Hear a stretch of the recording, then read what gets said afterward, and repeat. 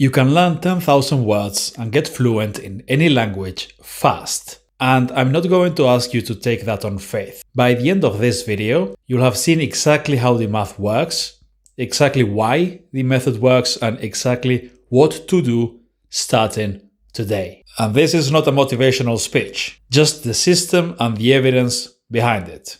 But before I show you the system, I need to show you something that will permanently change the way you think about vocabulary acquisition. Because once you see this, the number 10,000 stops sounding impossible and starts sounding almost conservative. Here's what I mean. Most people approach vocabulary learning the way someone might approach eating an elephant. They stare at the whole thing and feel sick. 10,000 words. That's a huge number. And that's the number researchers like Paul Nation at Victoria University have identified as the threshold for genuine reading and listening comprehension across most languages. 10,000 feels enormous, but once you analyze it and you start doing the math, you realize that that scary number is nowhere near as unattainable as it initially looks. Let me show you why. If you already speak English and you're learning a European language like Spanish, French, Italian, German, Portuguese, somewhere between 20 and 50% of the vocabulary you encounter will already be familiar to you, except if you're learning my native language. Good luck with that one. But for most languages, you'll be able to use thousands of cognates. Cognates are words that are the same or close enough that context makes them obvious. Nation in English is nación in Spanish, nación in French, nazione in Italian. Possible is possible, possible, possibile. University, universidad, université, università, universidade, etc. You get the idea. These are not coincidences. These are patterns. And once you see the patterns, hundreds of words you thought you didn't know turn out to already be yours. So if you do it right, you'll instantly learn 3,000, 4,000 or even 5,000 of these 10,000 words you need to know to speak a language fluently. Sometimes even more, depending on the language. But it gets even better than that. And this is the part that nobody talks about. This is the mechanism that makes everything else in this video possible. I'm talking about using word families. A word family is a group of words that share a common root. And if you learn them correctly, learning one root word gives you access to 10, 15, sometimes 20 related words or more automatically. For example, take the English root word work. From that single root, work, you get worked, working, worker, workers, workable, workout, workplace, workload, workforce, workaholic, overwork, overworked, teamwork, framework, groundwork, network, rework, workflow. That's nearly 20 words from one root word. In almost every language, the same principle applies. The root is the key. The family just comes with it.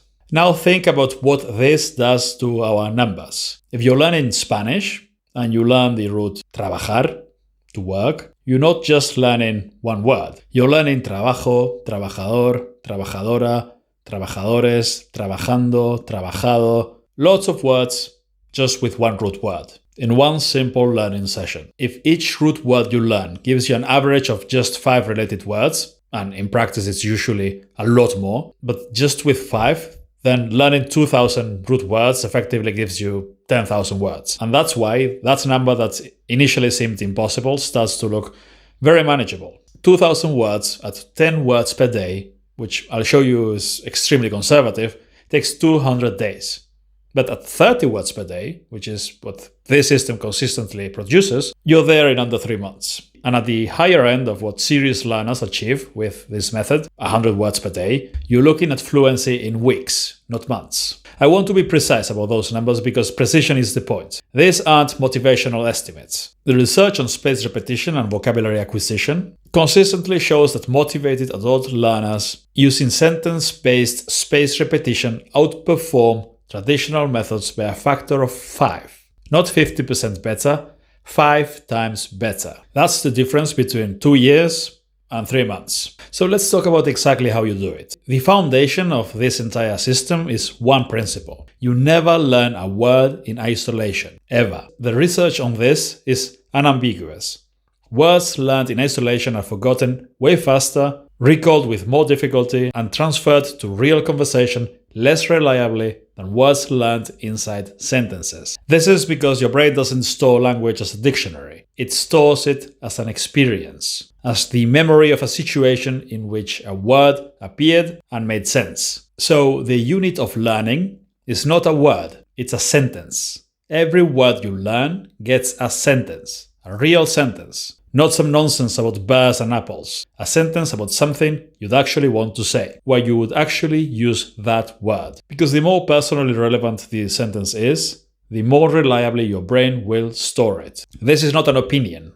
It's a consistent finding across vocabulary acquisition research going back decades. Here's what this looks like in practice. You take one root word, let's say the Spanish hablar, to speak, and you learn a sentence. I speak Spanish every day. Then you take the word family, hablo, hablas, habla, hablamos, hablando, hablado, hablador, and so on and so forth, and you learn a sentence for each one of those words. 10 words, 10 sentences. One single learning session. You simply take the root word, take its whole word family, and you learn each one in a simple sentence, with the meaning, the translation, next to them. Done. Now here's where the system gets powerful. And this is the piece that separates people who learn a lot of vocabulary from people who actually retain it permanently. You record those sentences as audio, not complicated audio, not professionally produced audio. You can use any kind of text-to-speech tool. And these days they produce genuinely good native quality audio with a specific accent if you want. And there are many options for this, and you put them on a playlist on your phone. The format doesn't really matter as much as building the habit, because here's what you do with the audio. You listen to it throughout your day, every day, not in a dedicated study session, not sitting at a desk with headphones and a textbook open. Throughout your day, while you're commuting, while you're walking, working out, cooking, cleaning, anytime is good to listen to those audio files. And here's why this works and why it's not the same thing as the passive input, so-called immersion trap that wastes so many language learners' time. There's a critical distinction that almost everyone in language learning gets wrong. And getting it right is worth months of faster progress. Passive exposure to language you've never studied is almost useless for acquisition. This is the uncomfortable truth about comprehensible input as a standalone strategy. If you watch Spanish TV series as a beginner, your brain has no hooks to hang the new words on. The sounds wash over you. You might pick a few words here and there through sheer repetition. Stephen Krashen's input hypothesis, which underlies most comprehensible input theory, requires the input to be genuinely comprehensible, meaning you understand most of it already. And genuinely interesting content is not comprehensible input for beginners. It's just useless input. But the audio of sentences you have already studied, sentences you have listened and repeated with the meaning in front of you, sentences you've read, whose words you've already associated with images or context, that is an entirely different thing. Every time you hear a familiar sentence, your brain is performing retrieval. It's finding the memory trace, activating it, and strengthening it. That is spaced repetition happening automatically in the background of your life, without any additional time cost. This is the mechanism that makes the numbers possible. The time investment for active study is 20 to 30 minutes a day. The spaced repetition happens in the background, in the commute, in the kitchen, in the gym, and by the time you go to sleep, you've heard each sentence 15, 20, sometimes 30 times. And now let me show you how to add another layer. And this is the one that takes you from 10 words a day to 100. Mnemonics.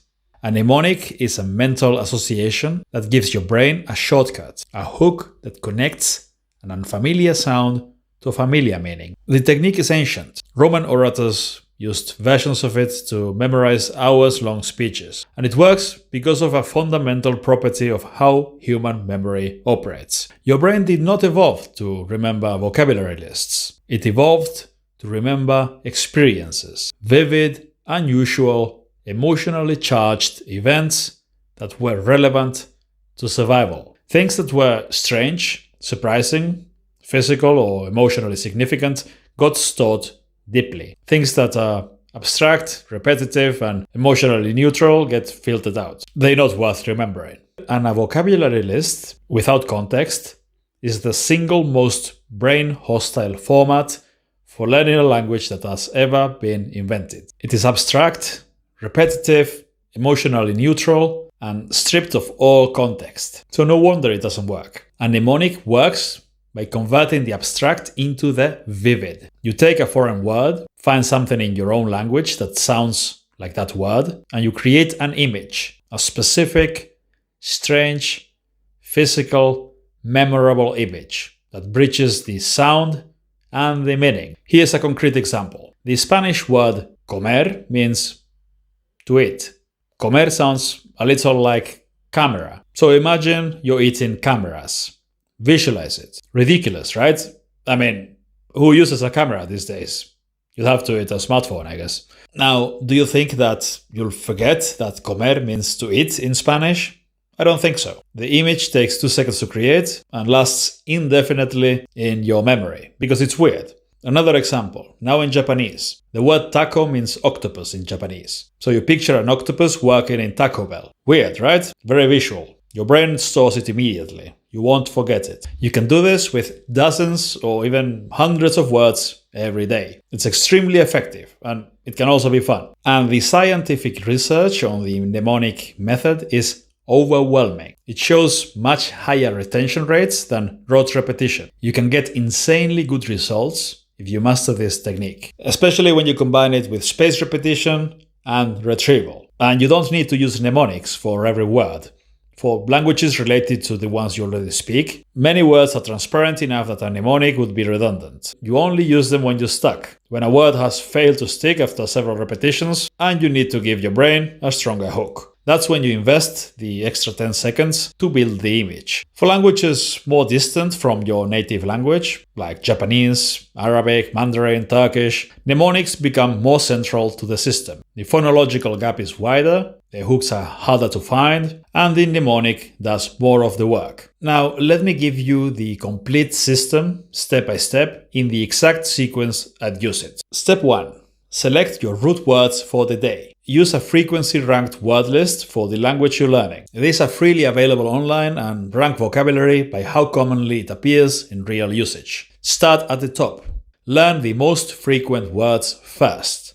This is not negotiable. The most frequent words give you the highest return on learning time because you encounter them constantly in real content, which reinforces them automatically. Step 2. For each root word, generate the word family. Use an AI tool to create a list of the 10 to 15 most useful words of that word family, each one in a simple, natural example sentence with translation. Step 3. Build a mnemonic for the root word.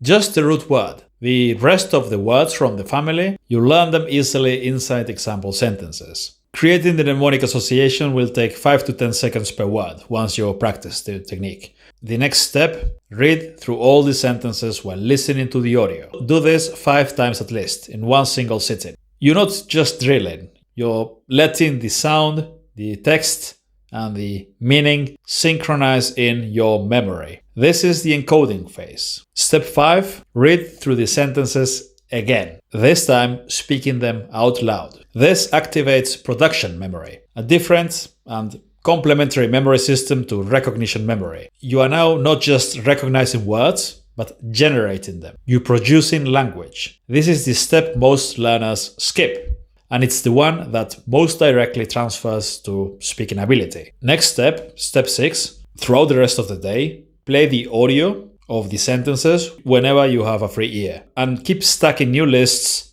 on top of the old ones. A 30-sentence audio file runs for under 2 minutes. So by the end of week 2, you're rotating through hundreds of sentences, hearing each sentence dozens of times, without any additional dedicated study time. And finally, step 7, before you sleep, you attempt active recall. Try to say the sentences from memory. Say them aloud. Translate from your native language into the target language and check yourself against the list. The act of attempted retrieval, even failed retrieval, is one of the most powerful memory encoding events your brain can experience. Researchers call this the testing effect, and it consistently outperforms passive review by a large margin in long-term retention studies. If you can't remember the sentences, it's fine. Trying, failing, and getting feedback is the best way to learn. Plus, you'll keep listening to the sentences daily anyway, so the next time you try, it'll be much easier. That's the complete system. 7 steps, 20 to 30 minutes of active study per day, and the rest happens in the background. Let me show you what this produces over time with real numbers. At 30 words per day, which is the conservative output for a new user of this system, you learn 900 words in a month. In 3 months, 2,700 words. And in 6 months, 5,000 words or more. In a year, well over 10,000 words. And those words don't fade, because you've heard each one of them dozens of times. Produce them actively, and you retrieve them from memory under test conditions. But if you do double the amount, 60 words per day, which any experienced user of this system can easily do, the numbers double. 5,000 words in 3 months. A reading and listening vocabulary that most traditional learners never reach. And if you do 100 words per day, which is easily achievable with consistent use of word families and mnemonics, you're looking at fully fluent level vocabulary in any language in under 3 months. These are not promises. This is math applied to research-backed acquisition rates.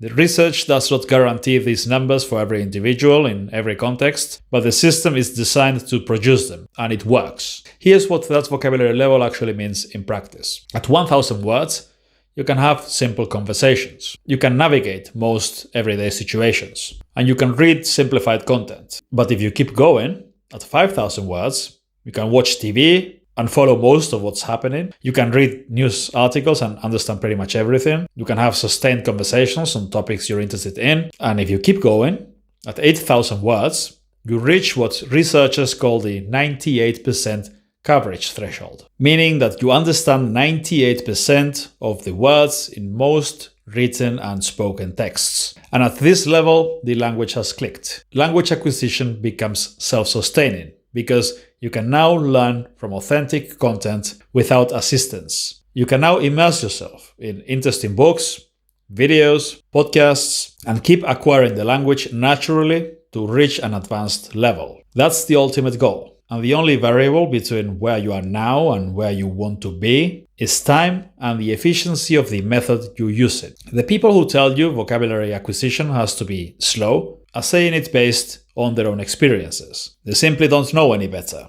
This is why some people learn languages fast and others don't. It's a matter of method. And now you have the method. Link in the description.